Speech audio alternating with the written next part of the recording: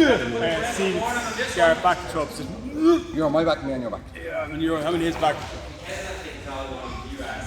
Yeah, oh God. What? What'd you say? Oh yeah.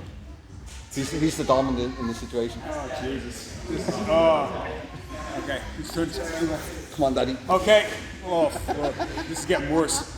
So look, we're gonna go hooks and seatbelt. We're just gonna do seatbelt tightness here. And we're just gonna do a recovery drill to start. So Grant's gonna bring me to the side. He's gonna try and get his shoulders to the mat. He's gonna put my hooks here, but I'm gonna keep my hooks really, or my seatbelt really tight. And when I miss it, okay, I'm gonna do a couple of things. The first one is I'm gonna put my foot out here for shrimp, reverse shrimp back underneath, take back again. Okay? So if he goes out this side, toes out here, hook very, very tight. Don't think about pulling him back on. Think about sliding yourself over to where Al is there. Look, I'm going to shift my hips and go back, recover. Okay, number 2, he gets out of both of my hooks. Okay, what I'm going to do is just be careful of your partner's neck with this one. I'm going to reverse hook to go here, so that he looks like he's got 2 heads. Just don't be too tight with the seatbelt here when you're warming up, just a little bit of pressure on your partner's neck here. And now, walk up. To get it, let's look at that again. It comes out and off of both of my hooks. I reverse walk so that I'm like in a straight line with him. So I walk backwards, backwards, backwards to my belly, not to my knees. I don't want to give him any chance to come up. So I go to my belly first, and then I begin to walk up. Good tight seatbelt, but again, just be a little careful with your partner's knees, or neck, I should say. Last one, it's going to come off. It's going to start to come off again. I'm going to try my shrimp. It's not going to happen. I'm going to lace my foot through, go to like similar to the twister hook here, and now I'm going to lift him back over to go to the far side. So you can see the interlock here. It's almost like a straight leg here, like this. It is a straight leg. So I'm trying to brace here. So if he goes on this side again, he goes again. And reverse shrimp out. I'm going to try and keep my other hook. Go through. Sorry, oh, beg your pardon. Good. Through here. Like this side. Like this, okay? Once I straighten that, we start to retain. Okay? So, 3 methods of just retaining. Let's go back and forth with your partner, so I'll show you how the drill will go.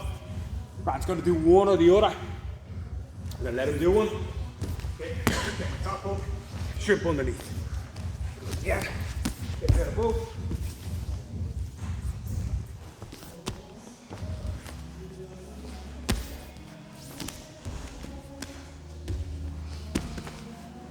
And so on, so on, and so on. Do them randomly, so not in a sequence. And let's see how we get on. Let's go, 3, 2, 1. So we're going to start with the harness. We're going to start here like this. Just a couple of basics before we start. So the hooks are when you're going to score, but actually I think, especially in NoGi, hooks are not as good a control as like getting 1 foot across. Okay, especially NoGi, in gi as well, but 1 foot across. Either put your feet together or into the traditional body triangle. So let's say I take this sexy cheetah's back and we get here, whatever side we're on, I'm always looking to take my hook off, push that foot and get here. What we're not doing is crossing in the middle for the obvious reason of potential foot lock there. So I'm going to push my foot, I'm going to cross it over the belly. So I'm looking to try and get across this belly here like this. And if that means you're here or you're here, it matters, obviously it matters, but just that you think about the bottom leg coming across, okay? You can cross your feet, stamp your foot. I prefer to stamp my foot if I'm not in the body triangle. I prefer to stamp because I like having this leg to be ready for trapping. And I just find sometimes when I cross my feet, maybe that can get a bit sticky. Okay, so let's have a look at what we're gonna do. We're gonna go tonight wrong side down. So traditional, I want my top side down. I want this choking arm down on the mat. We're actually going to work on the wrong side tonight, just focus on the wrong side. 2 reasons. One, it's really good setup for the positions for like body triangle. And the second one is that it's a really excellent setup for arm trap. So, seatbelt on our sides, cross over your foot. Whether you cross here, stamp here, or body triangle here is going to be up to you tonight. One way or another, this leg needs to be across the belly and on the far here. Okay? When I go for seatbelt here like this, I'm going to start to attack the choke because I want to bring his hands up. Believe it or not, you want to bring his hands up. Believe me, his hands are going to come up anyway. Nobody's going to let you just choke them here, right? They'd have to like know nothing about jiu-jitsu to not do that, right? So what we're going to do is going to start to set up. First of all, I like this control to start. Our gift wrap here, where I'm going to come over when he brings his hands up. I'm going to hand fight and come to the gift wrap control. Just take the hand away so everyone can see. Here like this, okay?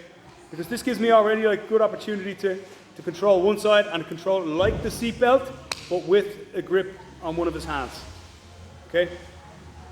So first thing we're going to do tonight is try to get to that. Then we're going to start to pass this hand over and go to his palm and sneak the other hand out. And I'll protect this hand as well while I'm at it. So I'm going to sneak it out and I'm going to grab his palm here, what we call like the magic grip. And the goal here is going to be to make him look like a waiter holding a tray. Right, that's what we're going to try and do. So don't think about just holding his hand here, because when he tries to stretch that away, potentially he's going to break it. Instead, make them look like a waiter by pushing the base of your palm in here, like this. Okay? Like so. Okay? When he goes try and fight that away now, it's going to be difficult for him, right? Like so. Last piece of the puzzle, we're going to try and choke him. If we choke him here, happy days. I'm going to lead with my half fist. This is not leading with my hand, here like this, or leading with my arm. It's not going to work. I'm going to choke his mouth, okay? So I don't want to do that. So when I try and dig in here with my fingers, when he drives his hand down, sore on my fingers. So I'm going to make the Chinese Kung Fu half fist with my knuckles sticking out here like this. And when I go now to go and get him, he's going to never consider me a friend again. Okay? Like so. Let's just do that without any involvement from the other hand, because I want you to get used to the choke. So let's start seated. We're going to go to the side where his hand is trapped. Start with your gift wrap and place your foot on the other side. Body triangle, cross feet, or stamping foot. Just tightness is the most important. Feed the magic grip here. Drive underneath. Catch into his shoulder. We'll do a bit more detail on that. Keep your head nice and tight. And now, finish. Single arm choke from the back. Let's go with that, and then we'll work into an arm trap. 3, 2, 1. Shuffle. Right. Gift wrap on this side. We go to the side. We're keeping our head underneath. Can you see here where I am on the fundamentals here? I'm not going to let my head go here.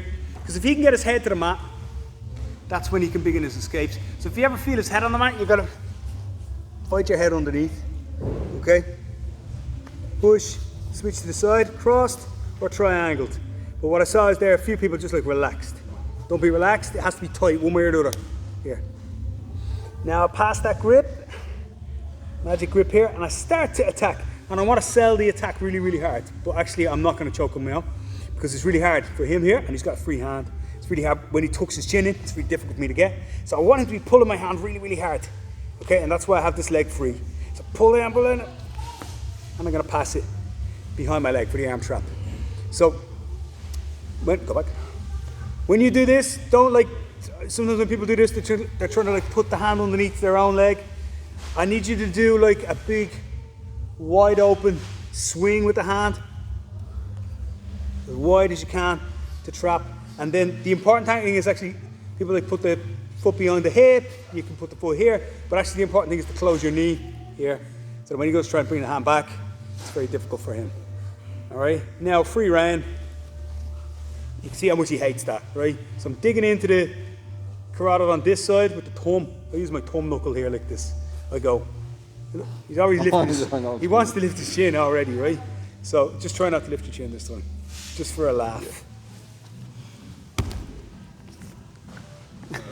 That's disgusting. It's horrible, right? So I won't do that too much. So, Who am I kidding? I'm going to do it at least twice more.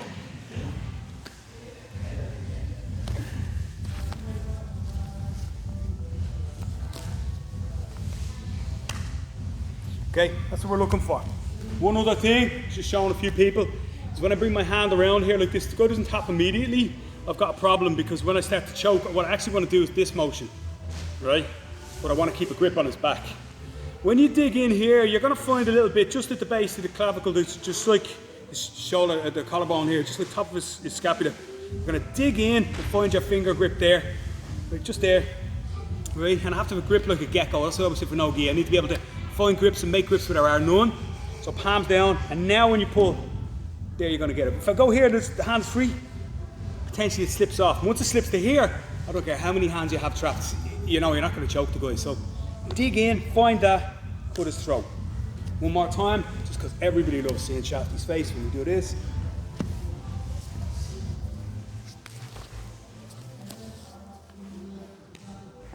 Oh, don't tap so quick. Everybody wants to see you do this, eh? Asshole. I wanted to see Kev jump in there. Dig in, get the grips. Yeah, let's go. 3, 2, 1. What's the difference between leopard print and cheetah print? Different spots. Like that Siberian Was that a homophobic remark? We don't trust the orange man to make a homophobic remark. Yeah. Well, listen, your friends in the DUP would love you, but like... Right, so I fall to the shoulder here, push, switch, from here again. Just, I was saying to a couple of people there, like, this is one of my favourite sayings is, if they don't like the pressure, there's plenty of other sports. Because when you're in here, like, there's nothing, right, this is being a jerk, but this is just getting a choke. Do you know what I mean? So you can just drive in here like this, it's no problem. Drive with your head, fish underneath. Sell this choke to them, because what you want is that they're pulling this arm back. They're trying to pull your arm away. And the more tension they put into that, the easier that motion is for you. Here. All right, they're still able to tuck their chin. Tuck your chin. Can't get it in here like this. One of the fundamental things of actually back control is the stretch. Okay? So when you go here, stretching them away from their own neck is a really, it's something we forget all the time, because even when you're here, like we're a naked choke here like this, the guy's tucking his chin down. Just stretching backwards is really, really effective. Okay? So we go here, catching here, trapping here, and when he's still able to keep his chin down, I'm going to join my feet together, stretch. Everything works when you choke. Everything. The arm is the obvious one, but actually when I put my arm in position here like this, I don't do too much with it except keep it like tension. So just like hold it in place. Putting the throat back here like this is more a function of like rotating my body rather than squeezing. See that? So like I'm rotating back here, the stretch, and actually the arm doesn't do too much. It just locks in, gets in under the throat here. One of the reasons that this is a really effective choke, we were talking in the advanced class about the crucifix choke as well. One of the reasons it's really effective is because his neck is really exposed, because like you're stretching him back. So the moment it goes on, it's there. So just focus on keeping them really open, and when they're really open like this, that's when it'll be really, really difficult for them. So it's our full sequence then. Fighting this hand, really. Okay, no joy, stretch, finish. Yeah?